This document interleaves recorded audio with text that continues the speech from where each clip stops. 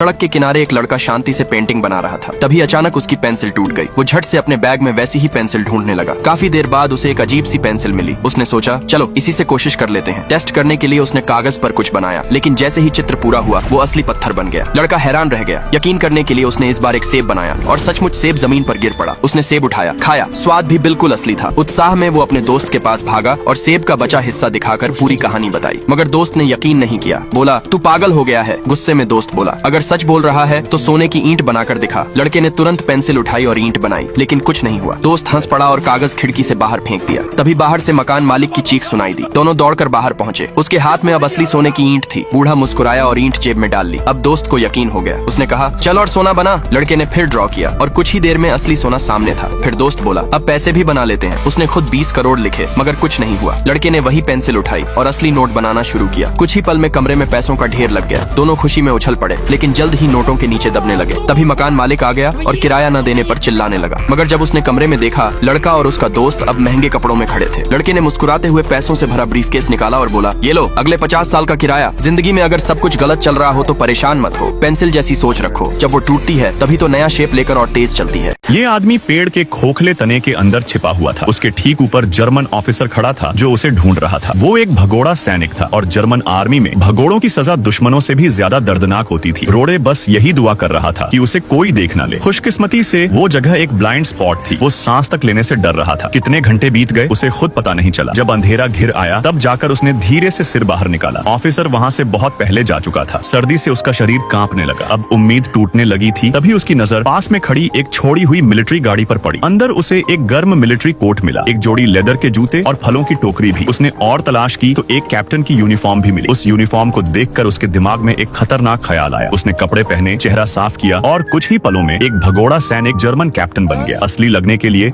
उसने अफसरों की तरह बोलने की प्रैक्टिस शुरू कर दी।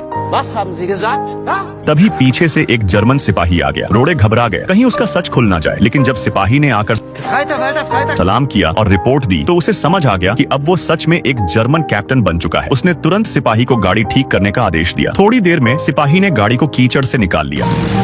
रोड़े धीरे धीरे अपनी नई पहचान में ढलने लगा था। उसने सिपाही से उसकी आईडी मांगी। सिपाही, जो सच्चाई से अनजान था, तुरंत कार्ड निकाल कर दे दिया। उसने बताया कि वो भगोड़ा नहीं है, बस यूनिट से बिछड़ गया था। उसे पता था कि जर्मन आर्मी भगोड़ों के साथ बहुत बेरहमी से पेश आती है। रोड़े समझ गया कि सिपाही झूठ बोल रहा है, क्योंकि वो खुद उसी तरह भागा था। लेकिन उसने उसे पकड़ा नहीं, बल्कि मुस्कुराकर एक सेब दे दिया। दोनों ने तय किया कि किसी रेस्टोरेंट में जाकर अच्छा खाना खाएंगे। रास्ते में रोड़े ने अपने पुराने भगोड़े कपड़े चुपचाप फेंक दिए। रात में वो दोनों एक सराय पर पहुंचे। रोड़े ने यूनिफॉर्म की रौब दिखाकर खाना और कमरा दोनों ले लिया। वो जैसे ही सोने जा रहा था, सिपाही ने उसे पुकारा, सर, हमने एक भगोड़ा पकड़ लिया है, सजा देनी होगी। ये बात सुनकर रोड़े के पैरों तले जमीन खिसक गई। वो जानता था कि ये उसकी परीक्षा है। अगर उसने कुछ गलत किया तो उसका खेल खत्म। अब उसके पास कोई और रास्ता नहीं था। उसने कांपते हाथों से पिस्तौल निकाली और अपने ही साथी के सिर पर तान दी। अगले दिन उन्हें इससे भी ज्यादा डरावनी हालत का सामना करना पड़ा।